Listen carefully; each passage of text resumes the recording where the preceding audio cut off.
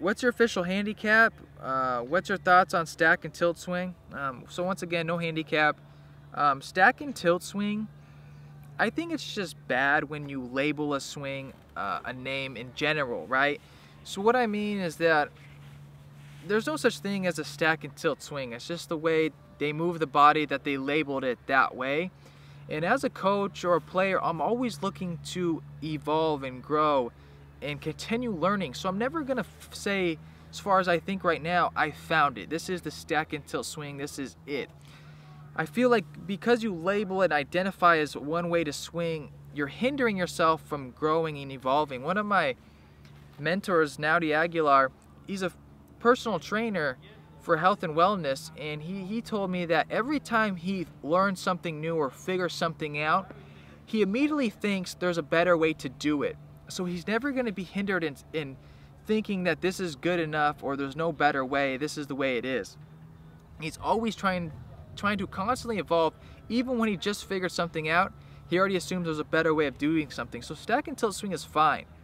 There's guys that are stack and tilt on tour, there's great stack and tilt players. It's not really the mechanics of the swing that matters as much as of how talented that person is, how much he practices, what his experiences are, his mental game, his life, his nutrition, that kind of what goes into making him the golfer he is. Did you purposefully create a pause at the top of your swing, or it has always been there? No, I didn't purposely create that, really. I feel like sometimes I have a pause, sometimes I don't. I really don't give it too much conscious thought, to be honest. Are you still PGA Tour driven? If so, what steps are you taking to get to the PGA Tour? I'm somewhat PGA Tour driven. I would love to play in a PGA Tour event one day. So for the sake of conversation, I'll say yes. Right now, my steps to getting on the PGA Tour are growing my business, growing my online videos, figuring out how to monetize it so then I can afford to practice more and play in tournaments. So my journey is different than the guys behind me. They're focusing on playing and practicing, setting up schedules for the year, trainers, nutrition, what tours, what qualifiers they want to go into. Mine's my business. We're all on our own journeys, and that's my journey to get to the tour. So in a way, my journey to get to the tour is working on my business and kind of going away for it, and so I can get the funding to then work on getting to the tour. Why TaylorMade? Once again, I don't self-identify or label myself a TaylorMade guy. I've just had experience with the people who've worked in the company, and they've been very generous, very nice, and they've helped me out a lot with clothes and clubs. So that's why I've had such a good relationship with TaylorMade. But I am not under any contract with them. It's just that's the way my life happened with testing clubs. So that's why you always see me TaylorMade Adidas stuff. The people have been there. The people there have been great to me. So that's why I've been a TaylorMade guy. What made you leave Cali to live in AZ? What is the weakest part of your game? You know, I'm like a guy that I'm always changing. I really don't do anything consistent. If I go to a sandwich place, I always order a different sandwich. I always try to get a different drink. So I'm always doing things different. My buddy from San Diego was a member up at this golf course, so I came up here, checked it out, and I said, what the hell? You know, I need some change in my life. So just kind of hopped up here. Rent's cheaper, gas is cheaper than San Diego, golf's cheaper. Golf is like dirt cheap compared to San Diego, and the practice facility's better, conditions are way better. Weather's just like San Diego right now, so it's been absolutely great. Weakest part of my game is definitely ball striking. Always has been. That's why I kind of work on it so much. That's why I think about it a lot. That's why I really try to learn the mechanics of the full swing, but definitely ball striking. When you really look at it, what is golf? Tournament golf, practice round, fun recreational rounds, range days. Why? And what really are we preparing for each day? Another tournament or to improve our golf swing as a whole? People get this mixed up. Golf and golf swing are much different, and it would help many Americans as well as worldwide golfers to know the difference. Well, for me personally, and hopefully I answered it, it was kind of a long question for my little brain to compute, but I really don't care about golf as much as I care about life. So for me, I personally try to figure out life and then relate that to golf. So a lot of things that I've gone through in the real world, I try to overcome and then correlate that to my mental game at golf, or the discipline or the mental game towards golf. So for me, golf is really, it doesn't mean nothing to me, to be honest. And I hope this doesn't rub people the wrong way. You can't really put your value into something external. Because let's say, just hypothetically, this probably would never happen, but let's say I got in a car crash and I got paralyzed from the neck down. I could never play golf again, you know? So, and if I put so much value on golf, I would be depressed that I could never play, that I never could finish my dream. So to me, I love golf. So to me, I like golf. I want to get better and use it as an avenue to teach people about life and more about life, really. But I don't put too much value in it in case something happened to me. Once again, I don't label myself as a golfer. I'm a person who golfs. You know, I like to do it. I like to get better. But at the end of the day, it's not much.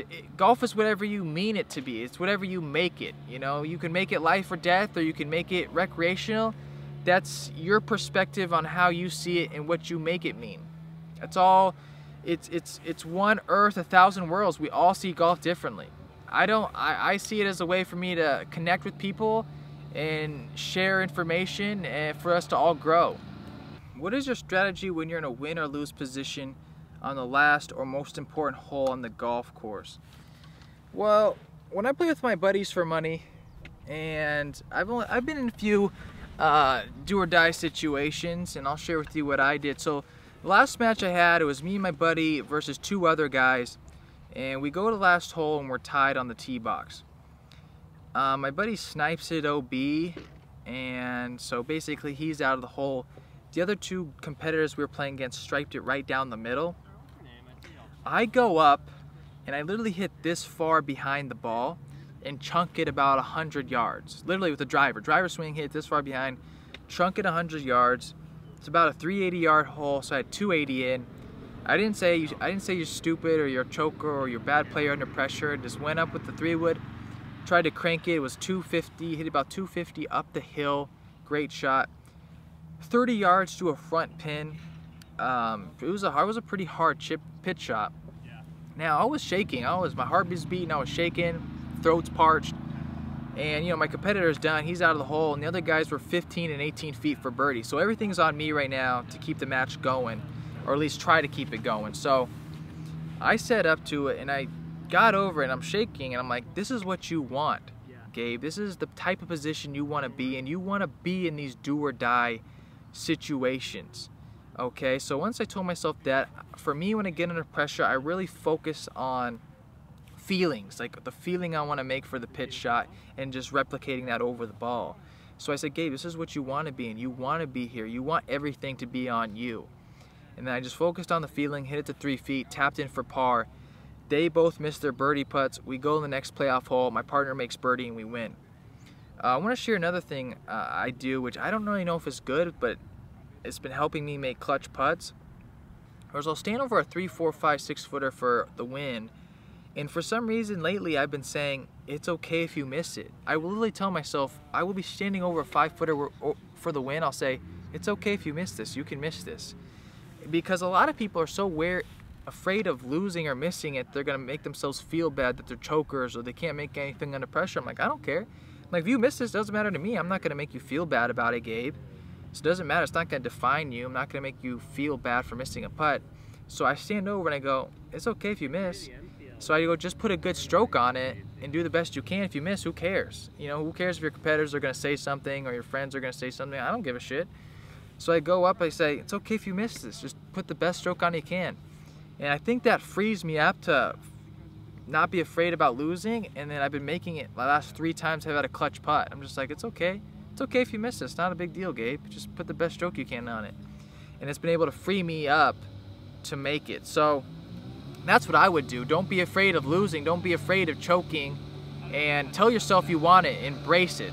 Most annoying thing that has happened to you in a competition, I would say just competitors complaining. I hate people who complain about bumpy greens or slow play, or let's say the competitors who went out in the morning got perfect conditions, no wind, and then in the afternoon, let's say it's just gusting.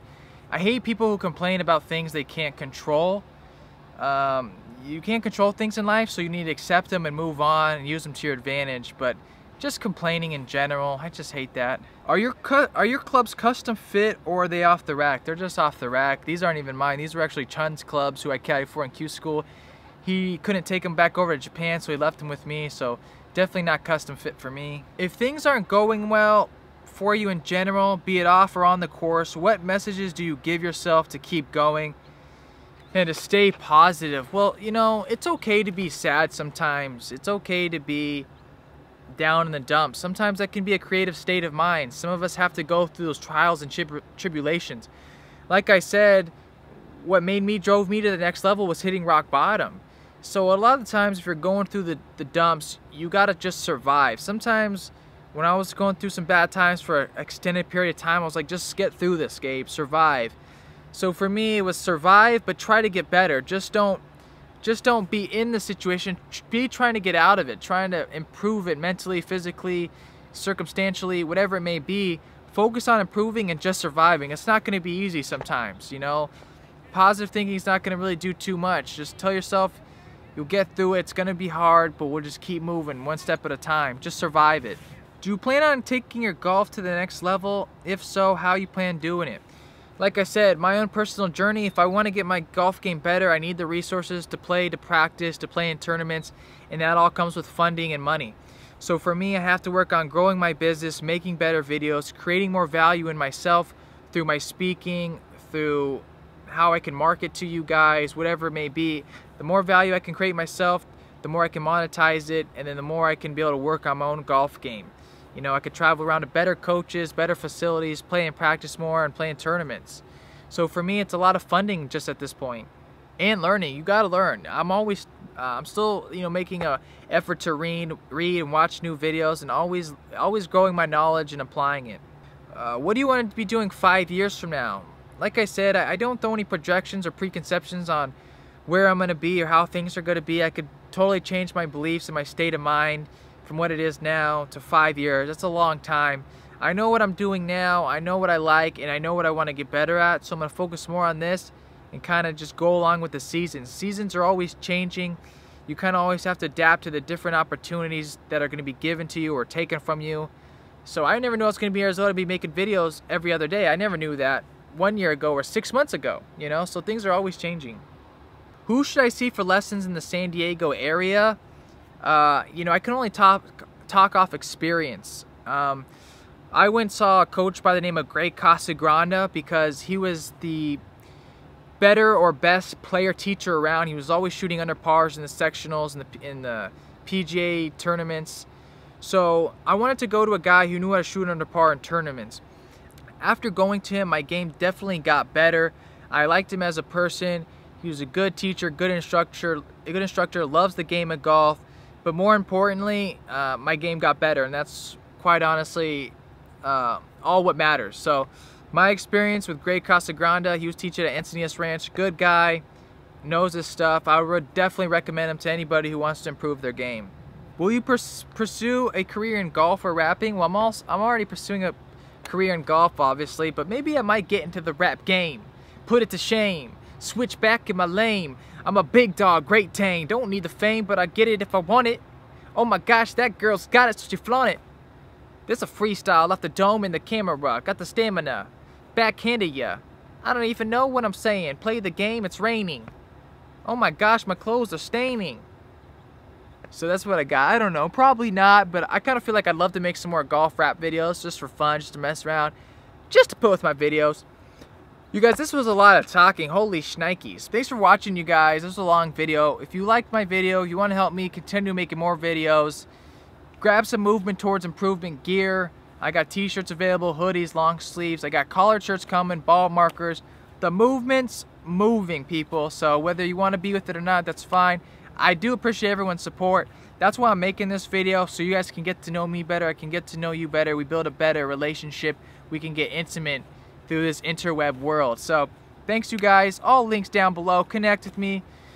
I appreciate it. Once again, you guys, this is Gabriel right here, PGA Tour driven, the movement towards improvement. Thanks.